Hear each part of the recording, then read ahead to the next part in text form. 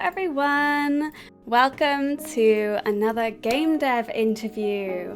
I'm very excited for this game dev interview because we're going to be talking about sound design. So I would like to welcome my guest today, who is a senior sound designer, Rob Kidd. Hello. Hey, how are we doing? You all right? I'm good, thank you. How are you doing? Yeah, good. A little bit sweaty. It's pretty warm here. Yeah, it's very warm. So if you could just start off just introducing yourself for us. As Yasmin said, I'm Rob. I've worked in audio for over a decade now, so I've been doing audio for 12 years. It's been a pretty good run. So I've done loads of different audio projects over the years, and probably since about 2016 I've been working in AAA game development in a very fortunate and privileged position as working with some of UK's biggest games companies, which has been a real experience. So yeah, really excited to be here and talking to you, and a bit bowled over really to be invited. You know, it's always nice to be able to pass on what you've learned along the way. So hopefully we can get into it. Yeah, I absolutely agree. So it's great to have you here. Thank you. And so you said 12 years working in audio. Is that 12 years in the game industry specifically? No, so I started out as a bit of a jack of all trades, so getting into all sorts of different audio projects. It was only really about 2016 that I kind of got my lucky break, and I was really fortunate that someone, took a punt on me. It was, I don't know, I must have won them over in the interview or something, but it gave me a leg up into the industry. I've never really looked back from there. So there's probably stuff we can talk about in a bit about all of that, and how I ended up in the games industry. But since about 2016 I've been doing pretty solidly different games, all different varieties. So I suppose we could talk about that as well. Yeah, I mean, that's almost 10 years, so it's a good long time in the industry itself. Yeah, that explains the grey hair and the receding hairline, yeah. No, you look perfect. You look perfect. So I wonder, don't worry if you can't say, because I do know NDAs exist and things like this, but are there any games that you've worked on that you're particularly proud of or would like to share? Yeah, so I think standout moments for me really have been, I was really lucky to work on Man of Medan, which was a Dark Pictures game from Supermassive. And I think that was just the first time I was given something like a big area of the game, like ownership of a whole set of sounds. So I delivered one of the levels for that, the whole soundscape, barring a few other bits that got added later in production. And that, I think for me, one, the game was really well received. Two, I thought the story, I remember working on it and being really excited about it. It was horror, it was dark and brooding, intense. It was really creative and playful sound design and really fun to do. And then being able to have a chunk of the game to do, to work on was that was definitely a highlight. So for me, I think that's been definitely a career highlight. It's been good. Very proud of that. Yeah, I remember amongst you other telling things, me about that. all the games. Yeah. What part was it? Was it the beginning part where you go underneath the water for the first time? That's it. Yeah. So it's the dive levels. Yeah. So we did quite a lot of sound for that. So that's good. It's always nice. You don't realise how much time has passed, and then you look back and you go, wow, that came out in I think 2018, 2019 maybe. That's already the other side of the pandemic, and 5 years down the road, 6 years down the road. So time flies. It does. It really does. So I wonder, talking about thinking back into the past, why did you decide to pursue this career in the first place?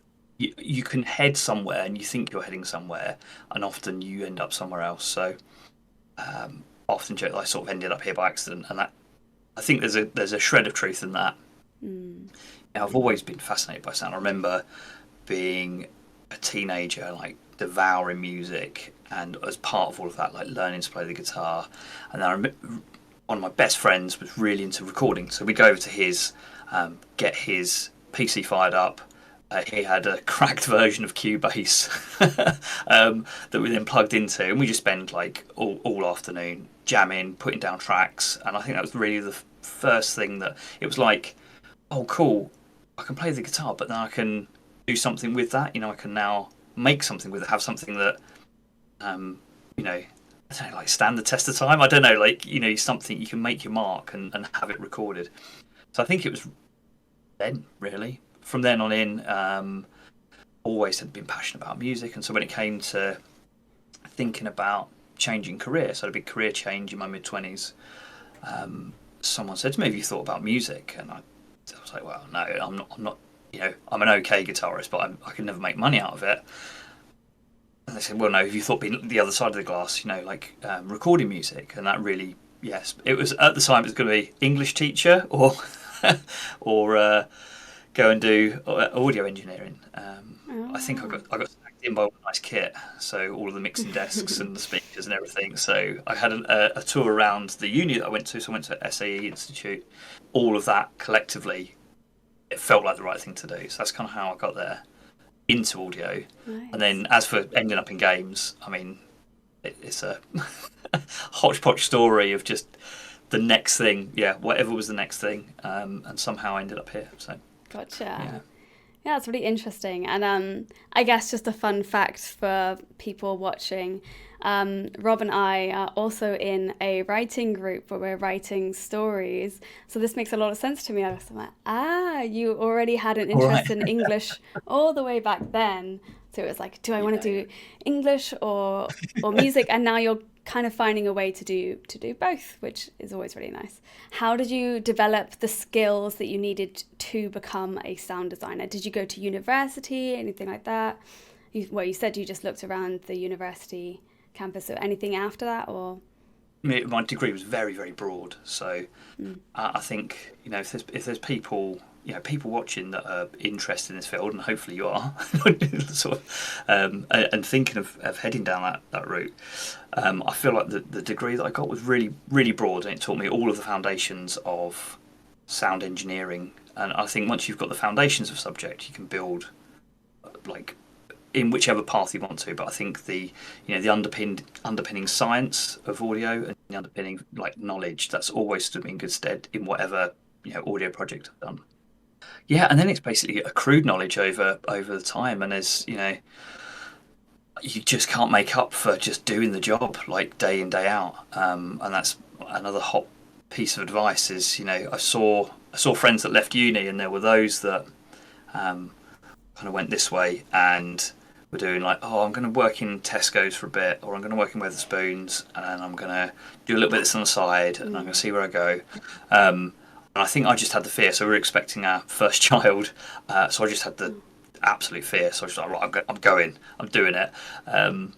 So I just went full time and just thought, I'm going to give this the best shot I can. If it doesn't work out in the next year or so, like, it's fine. It's been a cool journey, but I think it was that drive and doing it full time. There's just, it's irreplaceable. I mean, from your writing, if you were to do that 8 hours a day every day, like suddenly your skill level's going to shoot up pretty quickly. So and down the line, I'm working with some fantastic sound designers, but sometimes I look at you like, how did you know how to do that? It's like, I've learned that the hard way. There's no magic. There's no like magical off the book.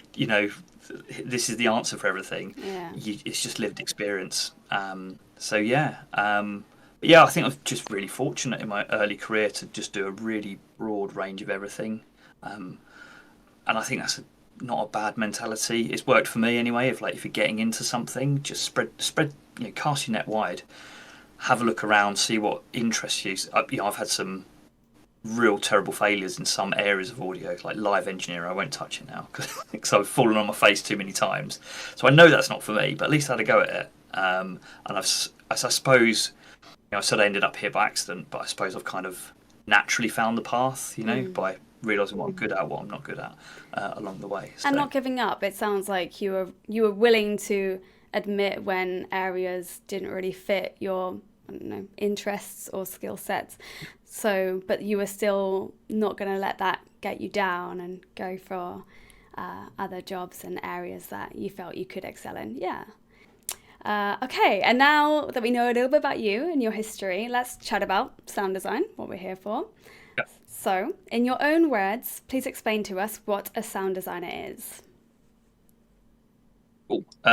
Yeah, so a sound designer, you kind of wear a few different hats. So, as a game sound designer, and this is really the heart of why I absolutely adore my job, is because I feel like I get the best of both worlds.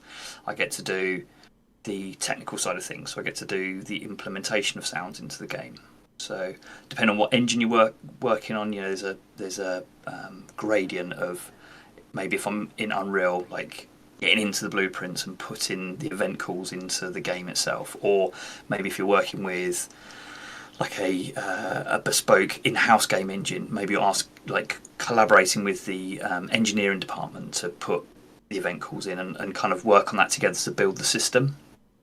And I've always worked in teams where the system is the design is the system, so like the two feed off of each other. You make the system and then design the sounds to go in it, and then you'll tweak the system and then design new sounds to go into it, and it's this like feedback loop between the two things until you can kind of get the right feel for the game, and it should feel completely seamless at that point, like it just is in the world and people shouldn't notice it really.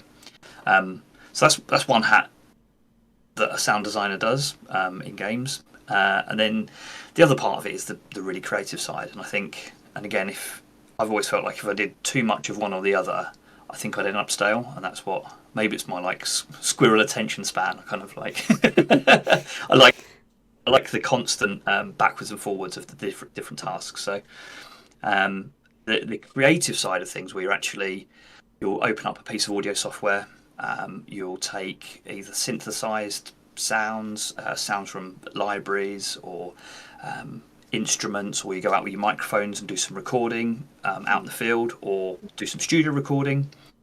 We'll grab all of that content up, put it into our audio software, and then it's the task of, and it's the creative task, it is a task of layering those sounds all together, and it's how you manipulate each layer, how you bring the whole all of them as a whole, how you make like banks of variations. So like games, you imagine you're running along, you need to make footsteps, you don't want the same footstep sound every single time, so you're going to make banks of like 24, 48 footsteps for different surfaces.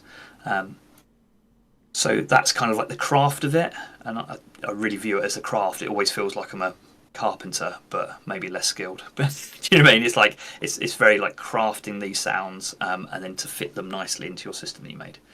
So there's that element to it, and then probably the other hats that you'll end up wearing as a sound designer. Hopefully you'll get a chance to do some mixing. So mixing is where we would have in our middleware software. So we have a piece of software that talks directly to the game engine, and you can put your sounds into that, and then you've got, like you'll see on a mixing desk, you have all the faders in there and lots of controls on how to bring together the final mix. So I wanted to ask this because mainly I was thinking back to my own experience before I got into the games industry and what my view on a sound designer was, because I'd never really met one. And I always thought they were more of like a composer or a musician. I thought they spent like every day doing, I guess, the more audio part, or the audio hat that you just explained. So I just want to know, like, in your opinion, what is the difference between a sound designer and a composer, or someone who's kind of hired to do the soundtrack only, or is that also sometimes part of the sound designer's job? Like, yeah, what's the difference? Yeah, so I think there's a lot of overlap, and I think I think it's all a decision based on scale of the game. If you've got, I think ever more in all, I might be wrong in saying this, but it certainly feels within the audio discipline, people are becoming more and more specialist, more and more sort of, not siloed, but, like you end up going down a route. So we've got roles such as like dialogue editor now, dialogue management. We've got tech sound designers, sound designers, just sound designers. So it feels like there's a lot of these specialist skills, and it's all a question of scale. So if you're working for the Ubisofts and the really big hitters, PlayStation, you'll find these roles crop up. So there's more of this sort of divide. So you'll definitely have like the composer is over there. I mean, all of the games that I've worked on, the composer's been outsourced. We wouldn't have a composer on the team. We would write the brief for the composer. That gets sent out by the audio director.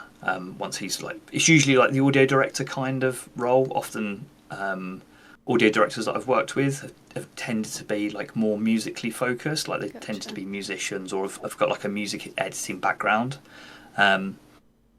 Maybe that's just the people I've happened to work with. I don't know if that's the case across the industry. But they write the brief and that gets sent over to the composer. And then we'll receive the files back, and it's like that collaborative kind of thing, and like feedback, more music comes back, and it's this kind of cycle over the course of the game to bring the music in.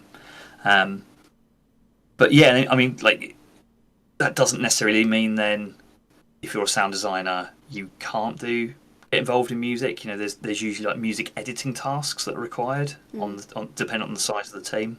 You might have a music editor who's just all day just receiving the music and getting it into the game and building the systems that play the music back. Or you might have a music editor that's just making the music stems to put into the game, and you hand that over to a tech sound designer who just does the back end like technical implementation. So yeah, it's kind of all based on scale. I wouldn't say I've met loads of sound designers that could compose. I think it's probably more the other way. I think I think it tends to be maybe on smaller games. I've seen you have a composer that will then do the sound design, and that often makes sense as well. I think because there's some of the best sounding games I think have this grey area in them where there's like, is it music or is it sound design? It's all part of this like really beautifully crafted soundscape. So often that works really well. From hearing you talk, it sounds like it is for a few different roles, especially design-based roles in the industry, where it's all kind of depending on the game and the size of the studio, the scope, and everything like you just said. So I guess from what you say though, it can vary from being very musical to not even touching music at all and just doing the sounds of the world and things and dialogue and whatever else. So I guess it just depends on what the job role entails and what the description says. Okay, well in that case, the next question might be a bit interesting then. What skills are needed to become a competent sound designer in your experience from what you've seen? So I think, number one, good ears. And I don't mean like and hear like a bat. I mean it's the connection between your ears and your brain. That's what you train when you do ear training. So one of the very first modules we did at uni was ear training, and there was like software, and it would just play you back like sine tones, and it would say, what was that frequency? And you have to press the frequency and just repeat. And we did 12 weeks of it, and you had to do, I think it was like 4 hours a week or something over the period. Wow. And so what that does is it's training those pathways between your auditory sensory perception and recognizing that and computing that into the frequency spectrum. And then you train other ways of like training for dynamics, like how does a compressor sound? And for years, this is, I think, quite a classic sound engineering thing. I think a lot of sound engineers, when they first start out, are like, yeah, I'll just put a compressor on that and then wiggle it up and down a bit and go, that's cool, and it takes you, I think that's a much harder skill to develop over time, that association with what the compressor's doing. So they're kind of like your basic, straight out the box tools that you want to train for. So I think the first skill is training your brain, training your ears to get into it, and then down the line, so I can now listen to any audio content and be like, I can hear what the problem frequencies are there, or I can make a judgment on what I can hear and break it down into technical terms I can then share with other sound designers. And there's a lexicon around it as well. Oh, that's too brittle, that's too sparkly, oh, that's a bit boxy, it's a bit nosy, and there's all these like very very fluffy kind of words, but when you talk to another sound designer, you can go, oh yeah, like, oh, it's a bit 200 hertz, you know what I mean? Like it's feeling a bit box, or it's lacking a bit of 600, you know what I'm talking, so it's, that is kind of at the heart of it, is training your brain and doing those. And again, at uni we did a lot of critical listening, so listening to tracks, listening to content, pulling it apart, seeing what people were doing with the mix, and learning those techniques. So I think that's really the bedrock, is listening, understanding the tools and what the tools that you've got in front of you are doing. And then I think much to lots of people's disappointment, it's science as well. So it's science and maths, and not like scary maths and science, but enough physics and maths knowledge to kind of get you by, I think, is where I've got to. But if you develop an innate kind of model, like an understanding of how sound is propagated and how microphones pick up sound, and how sound reacts in the real world, I found that that's given me quite a good leg up into things. So when you start designing things for this artificial world that we're making in a game, you can pull on that, and it's almost having like a back catalogue of little techniques and tricks. It's like, well, how do I make that thing sound like it's 500 meters that way and like slap bang next to like a really reflective wall? Right, I know the tricks, I know how that sounds, and I'm now going to replicate that. That is so cool. And like, I did not think you would say, I don't know what you were going to say, but I did not think you'd say that. That's just so kind of, I've never even thought about those things. So just out of curiosity then, if it sounds like you learned a lot of this and you had a lot of time to, figure out the frequencies and talk to other sound designers and figure out what frazzled means and all these fancy words. So for someone who like isn't going to go to uni, or doesn't have the means to, or whatever, where could they start? Like, where would you say they would start to learn all that stuff? Well, I think the really beautiful thing about it, and this has happened in as little time as from when I went to university, like YouTube is just so high quality. So I've come back to playing the guitar from nearly like a 10-year hiatus of not really playing much, kind of just like coming back after a decade, and just the quality content. There's tuition about anything you could ever want to learn. So I think that could be a really good starting place these days. You don't necessarily have to get straight into the textbooks. You can have there are endless videos on how to use software, how to use plugins, how to record things, best practices. So I think all of that entry level knowledge is literally on YouTube for you at this point. And I think the other great thing is, like, it's all been democratized now. There's no gatekeepers as such to you making music or getting involved. You think back to the days of Star Wars. In the 70s, you had to have, if you wanted to go and do field recording, you needed a Nagra, like the old reel-to-reel tape, and those things weren't cheap. If you wanted to go and record something, you needed microphones. Microphones were not cheap for that quality. These days you can pick up microphones for like 20, 30 quid, and get recording. You can on your laptop you can get free software. You can get I'll get my plug in for Reaper now. Like, I'm a Reaper user, which is my audio software of choice. But that's 60 quid for a personal license. Do you know what I mean? So it's all become democratized. I think that's really exciting. People can just get stuck in and have a go. So that's where I'd start. I'd go and get some microphones, cheap, second hand, off Thomann. Thoman's like the IKEA for audio software, audio kit. And you can just get going and start practicing and doing it. And I think you might struggle to really make headway without a degree. So I don't know if that's a complete barrier to entry, but it's certainly something you could get a long way along. And then, if the right person come along who's got the sound design reel and they can prove they can do everything, like, it's just a piece of paper. Otherwise, if you can prove you can do the job, like, there's no stopping you. So yeah, Yeah, absolutely. Yeah. And I think what people need, because like you say, there's a lot available on YouTube and things, especially, but what people need is just having someone like you to tell them exactly what they should be looking for. Because I think that's the hardest thing. There's so much information out there. It's like, where do they begin? Yeah, keep your kit minimal. Like, get the most of your kit out of your kit as you can, and keep it cheap to start with. Yeah, Because you'll be surprised what you can produce with very very little stuff.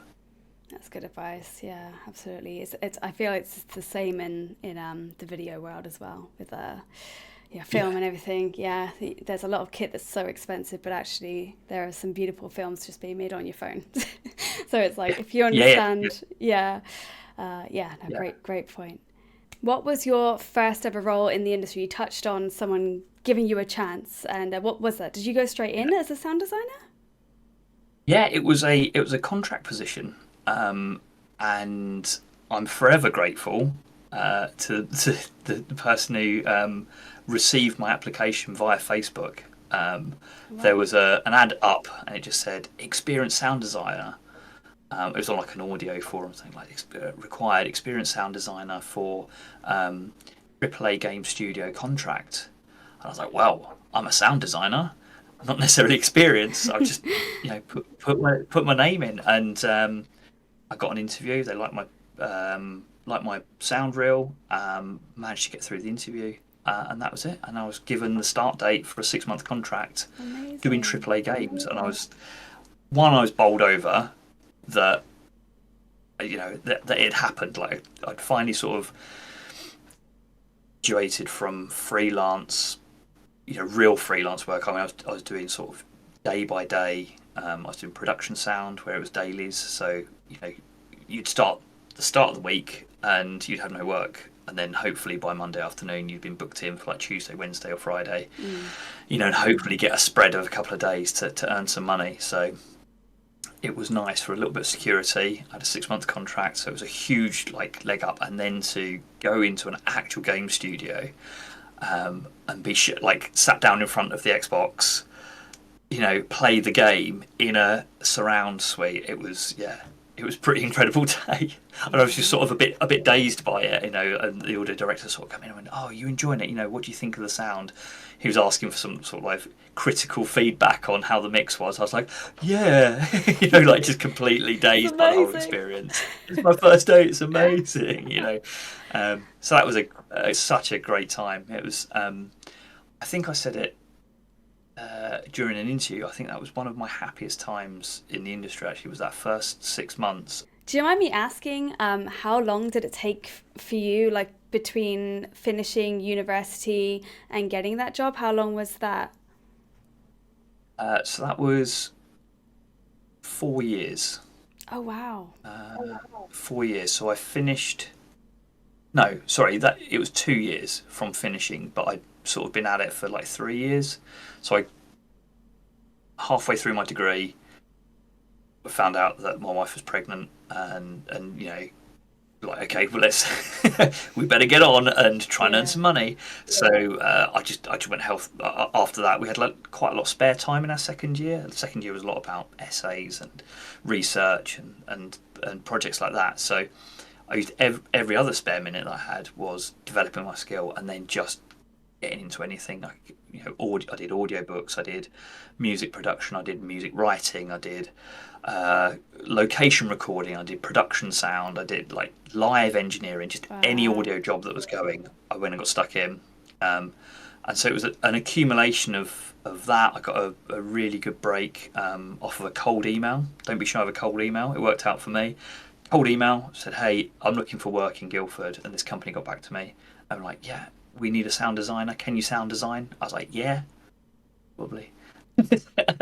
No, I think that's You know, awesome though, Rob, honestly, hearing that story, because I know sound design is a really, I mean, every role in the games industry is difficult to get, but I know sound design is one of those kind of like fantasy job roles that a lot of people want to get, yeah, yeah, and it can take a long time to get into the industry. And I think hearing that story, it hopefully will inspire people. I mean, I find that's very inspiring that you went, a couple of years just like you you knew what you wanted to be, or well, you knew what you enjoyed somewhat, and I guess you had somewhat of an idea that you'd like to end up in games in some capacity. But you weren't gonna just be like, well, if it's not a games job, then I'm not gonna go for it. Because you were Yeah. like, I'm still Yeah. gonna do what I love. I'm still gonna learn from this opportunity. I'm still gonna get paid, which is very important. Yeah. Yeah, I love that approach. There is a bit of me, that does miss freelancing because it was so much fun. Just that sort of, I think I've got a slightly Del Boy mentality. Can be a little bit sort of like wheeler dealer. I enjoyed the, sort of talking to people, meeting people, and then, sniffing out those opportunities. Yeah. There was a excitement there for me. It doesn't work for everyone, but I think if you've got the nature for it, freelancing can be really, really exhilarating and fun, and you get to work on loads of different things as well. So Yeah, I can totally see you being good at that because so just I'm just gonna talk about this little story because if the chat don't know, Rob and I used to work together, and Rob was at the studio that I used to work at, and it was my first day there, and I was like really nervous, didn't really know anyone, and I sat down next to Rob. I was only sat with you for a couple of weeks or something, and then you went off into the corner. yeah. Yeah. I just remember being so intimidated, just like sitting by all these really cool game devs, and I was like, oh my gosh. And then you were like, hey, how you doing? Do you know what you're doing in Unreal? Like, you're just like asking me loads of questions, and I was just like, you put me at ease. So I really appreciate you for that. Yeah, you're a very personable person. It's nice.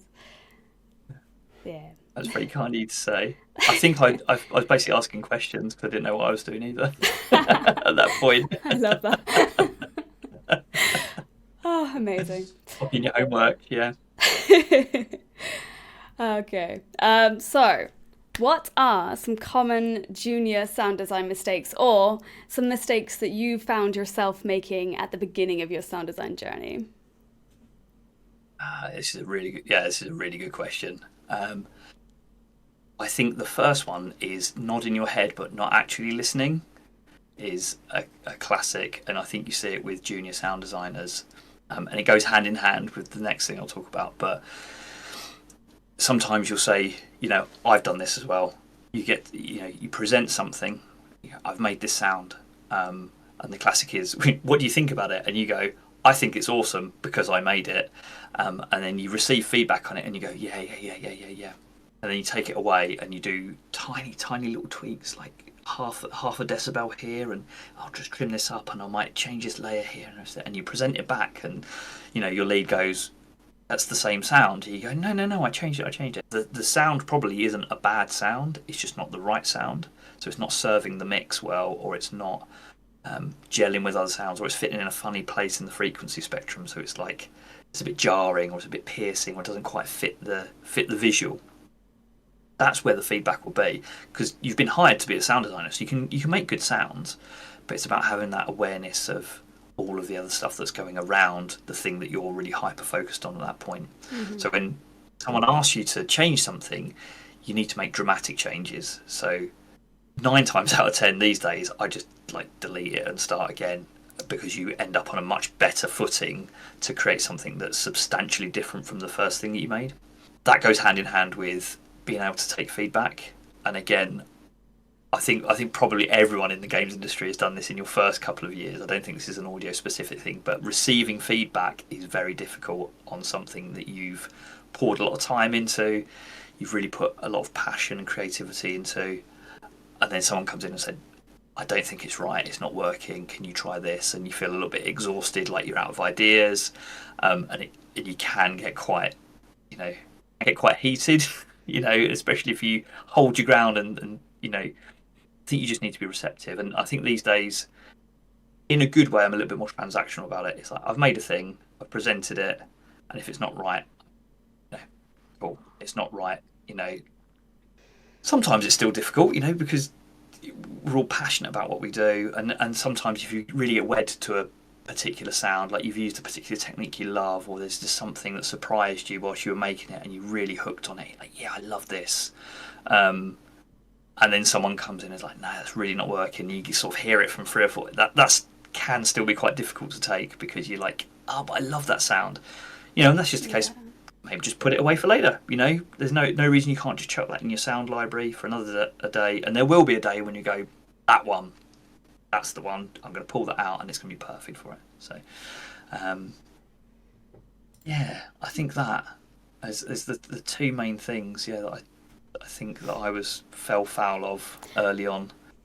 I was going to say the other one is I saw an absolutely amazing talk at Develop, and it was the audio director from Media Molecule who stood up and gave this fantastic sort of philosophical. So there's nothing technical audio about it. It's just a recollection of his entire career in audio, right from being a very junior member of an audio team all the way up to being audio director. And he posed this. There's almost like this moral like swing compass that you're always trying to hopefully kind of land in the middle of on one end being way too invested in the project, so that if anyone touches your sounds or inputs or something changes or the game gets canned, like it's mortally wounding if you're that invested in it. You need to bear in mind it's not your game. You're working on a game with other people for the good of the team and the health of the company. It's not your game. So that's one end of the scale. And then the other end of the scale is being so far removed from it. Like, well, whatever. You just, design what you want. Like, make whatever VFX you want. Whatever. I'm just going to put a sound on it at the end. I don't, And so it's like it's trying to find that mid ground of being, and you'll swing, like, hopefully not too far from the middle. That's a great point. I feel like anyone I think maybe anything can relate to that. Do you have any tips now? Like if you notice your pendulum going more towards investing too much and getting into that kind of toxic or whatever you would call it area, do you have any tips on how you recognize that and pull yourself back? Yeah, I think it's just knowing yourself a little bit and being like, I'm getting a bit too far into this, that if this now unravels for whatever reason, like I'm going to feel really hurt by it. But yeah, I think it's just like knowing yourself, and I think you only know yourself once you've been burnt a couple of times in that way. Yeah. Sadly, I think you've got to live that. I think and do that and get stuck in and give a bit too much, and then I think where your boundaries are then. Yeah, no, that is a brilliant point, because I've definitely felt the same throughout my career, like being way too invested, and then I'd have to pull back, but I ended up pulling back too far, and it's like it can be difficult to find that balance, definitely. Thanks for that. So next question, you've kind of answered this with what is a sound designer, but what does like an average, just one day, 8 hours with lunchtime, of course, look like for a sound designer? I suppose my daily. So, if you're lucky, you'll live near the studio. I don't like commuting. But if you're lucky, you'll live in a nice place near the studio, which is always handy because it makes for really good social life as well. I think if you live near the place where you work, you get to get involved in all the, like, game studios are awesome for that. There's clubs for everything and, societies, and there's after work stuff and the rest of it. So, so you live there. Roll into the studio, get a cup of coffee, and then there's probably a bit of everything. Remember the hats that I sort of said at the start of the call. You're going to get into a little bit of everything over the course of the day. So there'll be a bit of preparation time. You'll go to some scrums, do a bit of planning probably. You'll definitely talk with the people that you're working with directly at that point. Like we used to have the feature stand-ups, didn't we, for the things that we were working on as a group of design, animation, VFX, audio. So attending some feature stuff if you're going to work on something new as a multidisciplinary group. Then your audio people as well. You'll be interacting with those guys and offering work for feedback, or it's those. That's what I love about being in the studio, is those sort of quite casual interactions. Like, hey, could you come and have a quick listen to this, please? Oh, I'm struggling with this. Could you help me? So there's that, and that's kind of like, I think, the glue that holds the day together. And then, depending on what's going on, depends on the phase of the project you're in. So pre-production, you'll probably be doing a lot of recording, a lot of maybe quite hardcore, like technical, like deep underpinning system stuff. That's as you then move into production, probably more of your time is going to be focused on actual creative sound design. So you've had your microphones out in pre-production, or been sourcing sound libraries. You're now bringing all that stuff in, and you're generating all the sounds and like building the systems around it, tweaking that stuff.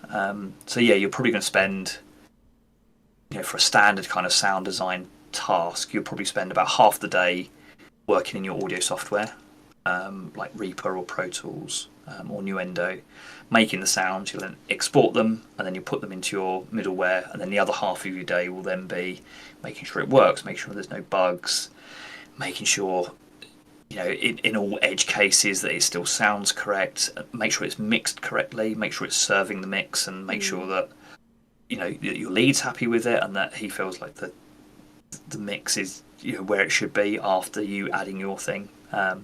How does the role differ from your initial expectations, if you had any?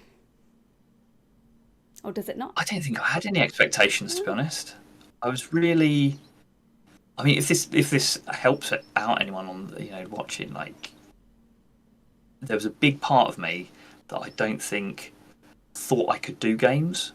I think it had this like mystique around it that was like, oh yeah, okay, yeah, you need to have some real like technical computing chops to even consider getting into games. Like, you've got to be able to code, and you've got to be able to do all this stuff. And I looked at that when I was at uni. I was just like, no, that's not me. I was the Bachelor of Arts guy, not the Bachelor of Science guy. I was off making music and recording and doing all that stuff. But like, bit by bit, as I started to learn more about what it actually entailed, I was like, okay, I think I can do this. And there was a little bit of just being forced to do it as well. It was the first interactive thing that I did with the company in Guildford.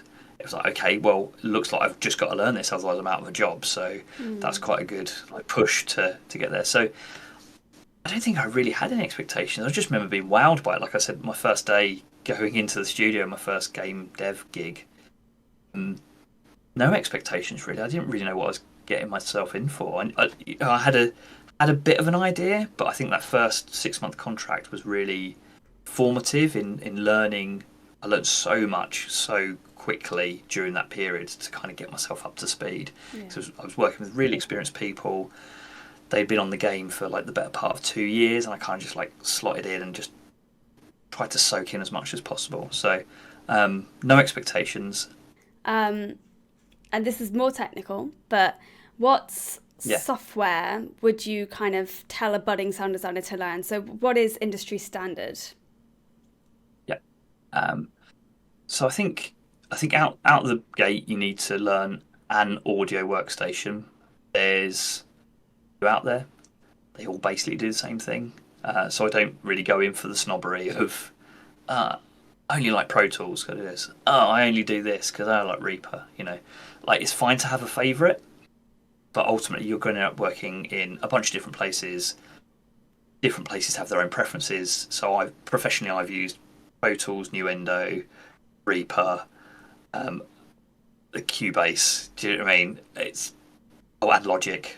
So 5.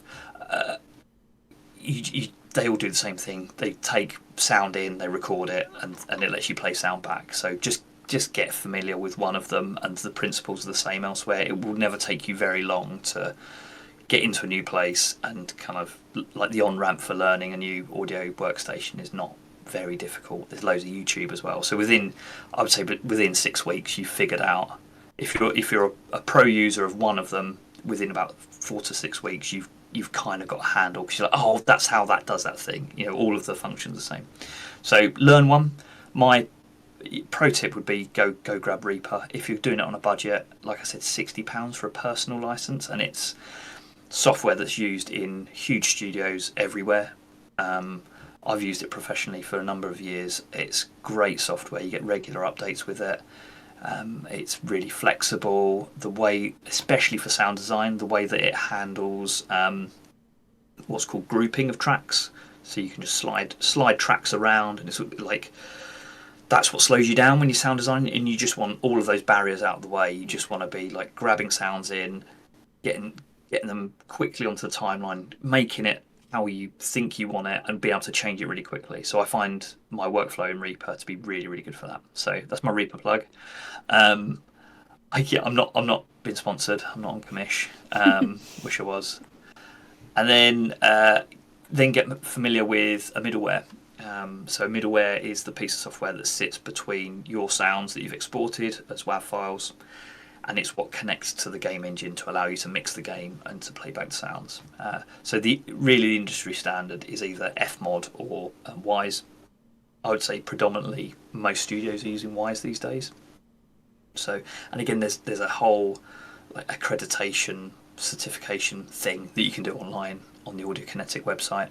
So you can download it. They've got demo projects, they've got tutorials, they've got a whole like syllabus, breaks it all down on how to use each element of the software, and then you get a nice certificate at the end. So when you go for your first job, you're like, hey, done my Wise accreditation. They know you can use it. So and it's fun as well. Like there's a demo, and the demo links up with their project, so you can go in and start changing sounds, start changing the mix. So even out the gates, you can get stuck in, get your hands on it, and figure stuff out for yourself a little bit, rather than have to build it up from scratch. So that's the two. As like what you might call a stretch goal, I suppose, is start looking at Unreal. Unreal seems to be quite prevalent. It was, whilst I've been in Unreal Studios, it was definitely a positive if a sound designer came to us and was like, oh, I've used Unreal. There's one guy I worked with who is a fantastic sound designer, and his portfolio was so impressive. He sent us a build of his game. So rather than like he sent a reel as well. His reel was quite short, but he just sent us like a package built out of Unreal, and he'd built an RPG village. And so you could go around, you could play the game, you could go around, you could do interactions. He'd set up a conversation system. Oh, nice.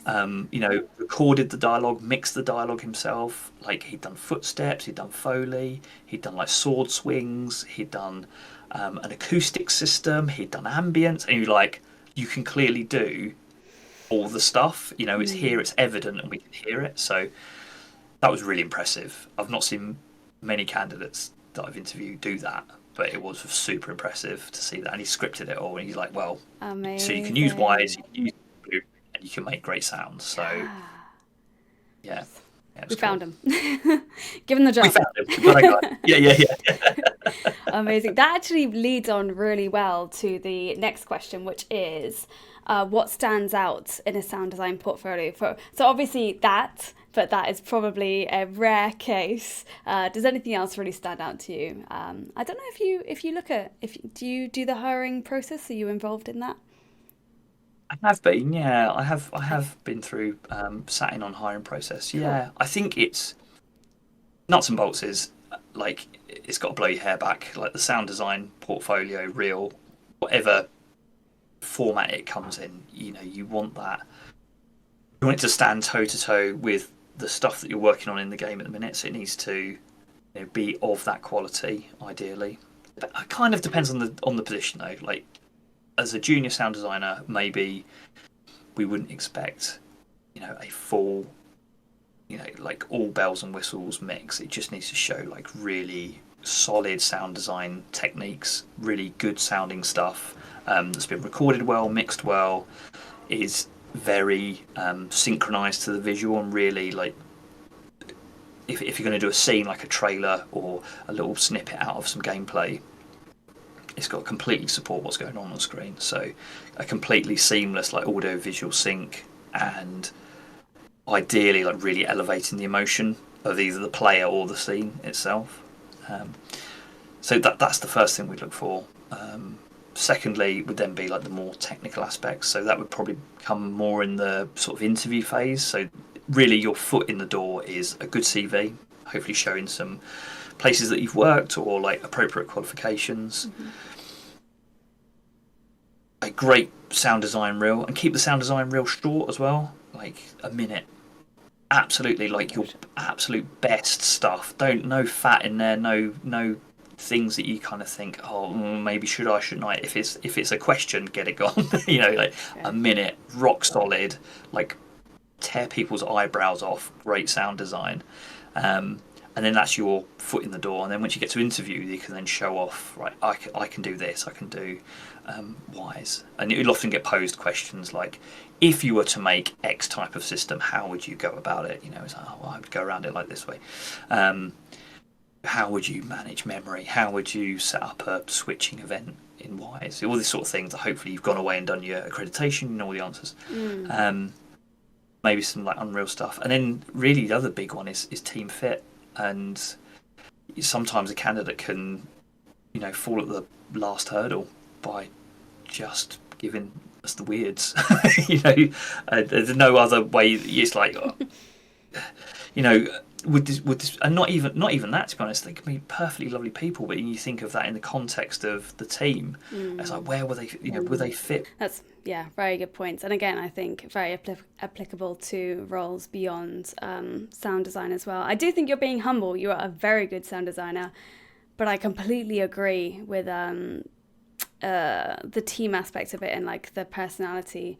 Like I'll never forget the first kind of mentor that I had, which was actually in a web development a long time ago. It was the small thing that I picked up about this person was that in a big meeting there'd be a lot of like big egos and like people, I have this idea, but I have this idea, but I have this idea, and this person, they're very technically minded, and I was like, I want to be like them. They would just listen to all of the ideas with like a smile on their face. You'd be writing some notes, you know, and I could tell that like the cogs were turning, and then by the end of like the 1 hour meeting, they might not have said anything, very few words, and they go, okay, how about we do this as a compromise? And everyone would go, you've done it again. And I'm like, I like this. I want to be that. Yeah. So and yeah, of course that's like him just doing his job, but the way that he was not disregarding anyone, listening to everyone, very open, and the way that he was going about communicating. What's the most challenging and rewarding part of being a sound designer?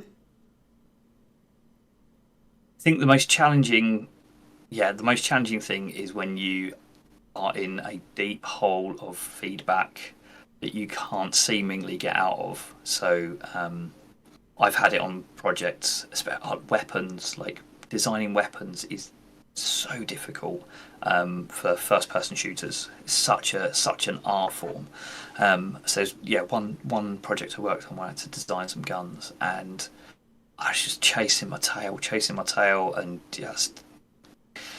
And you know, great piece of advice from my audio director at the time, which was like, just put it aside, come back to it fresh. I'm going to give you something to do for the next 4 weeks. Just don't even think about it. Don't even look at it. Just go and do something else. Go and do some ambiences. Go and do something else. We can wait, like the rest of it. And I came back to it and sort of instantly knew what I needed to do because I'd just been away from it. Like my ears had rested. It's actually quite physically tiring. This is something that maybe other disciplines don't. It's quite a physical game doing audio. You've got to really be careful of your ears. That's a massive thing. Yeah, look after your hearing if you're going to do sound design. Wear earplugs at concerts. Like don't expose yourself to really loud sounds. Like keep your ears in good state. You know, I had some feedback not so long ago, and it was actually someone picked up a piece of my work on YouTube. It was like a YouTube dude, and was like, whoa, like, have you heard this? And I was like, that is insane. I've never experienced that before in my career. Just completely like, I think you have this idea of like the player. We always talk about, oh, what's the player going to think? And like, it's just always this fictional person in your head. But to actually see someone visibly react to your sound that you put in the game and like enjoy it and have a massive smile on their face, I was like, that's what you do it all for, isn't it? It's like the delivery of joy and emotion and experience to whoever's at the other end, like on the controller. So, and the last question, I want you to look into the future. Just wondering if you have any career goals. Like, do you always want to be? It sounds like you loving being a sound designer. So, do you have any future career goals? Are you happy where you are? Genuinely, no. I'm pretty happy where I'm at the minute. I'm in a good spot. So, I think I think I'm just going to follow my nose like I always have done. Whatever opportunities come up, take them if it feels like it's the right thing to do. There's also, there's the other half of it, isn't it? We've all got family, we've got other people like dependent on us, some of us, and or you've got friends, or you live in a particular area. So there's always that sort of sways you a little bit. But you're in a really good spot at the minute. I live in a really lovely place, and I'm working for a really great studio on an awesome project with a great team. So I'm a bit like, I don't need to change anything right now. Yeah, and I think just as long as I get to still do the thing that I love doing, which ultimately is making sound, I feel like a lot of us feel like we always have to know what our next steps are or be like working towards something. But yeah, it's really nice to sometimes just realize, actually, I'm just very content and I'm happy with where I am now. And that's, it's a lovely, lovely place to be. So yeah, I love to hear that. To wrap us up today, so what's kind of one top tip for any aspiring sound designers that we have with us today? I think, yeah, that's it. There we go. That's the one. It's not about painting pretty pictures. Make it sound good. So what I mean by that is don't get sucked into your EQs and your compressors looking correct. Make sure it sounds good. That's the bottom line. If it sounds good, do it. Don't get swayed by anyone else or YouTube tutorials you've seen, that tell you shouldn't do this or shouldn't do that. The bottom line is, does it sound good? And if it sounds good, do it. Okay, that's my top tip. It's not about painting pretty pictures. Yeah. Thank you very much. I appreciate it. And I think that's where we will leave the interview today. There's a lot for us all to think about. You've shared your whole you've shared history that I did not know about you. So I've learned a lot about you today, which is really interesting. I mean, to be honest, a lot of it doesn't surprise me. You've always come across as a very personable person who's like just wanting to get their hands into anything that you're passionate in, hence the writing group, hence the personal training and the running. So yeah, it doesn't surprise me at all that you had a kid on the way and decided, I'm definitely going to do sound design. I don't care how, I'm doing it. And yeah, I just think that's really inspiring. So thank you for sharing your journey and all the tips and everything with us. It's been really useful. So thank you. Thanks for having me along. It's been great. Thank you. Good, I'm glad. And if you want to say goodbye, or if you want to have any parting words, feel free to speak now. No, just see you later, and best of luck for all you budding sound designers out there. Like, you can do it. Get cracking, get their mics out. Oh, thanks, Rob. I appreciate it. Everyone's saying goodbye. I'll chat to you later. Thanks again for your time, and I hope you don't overheat too much in the few coming days. Alright, see you later. Bye. Alright, so that was Rob Kidd, Senior Sound Designer, and that was quite a journey. I hope you enjoyed that conversation as much as I did. Rob honestly is a fountain of knowledge and extremely humble. Did you notice? Extremely humble. But yeah, I hope you take something away today from either his experiences or his advice about sound design, but also I think just about how you can conduct yourself to move forward and achieve the dreams or the goals or the passions that you have in life. So yeah, it was a lovely chat, and I hope you feel the same way. Have a lovely day or evening. All right, I'll see you later. Bye. Thanks so much for watching. See ya.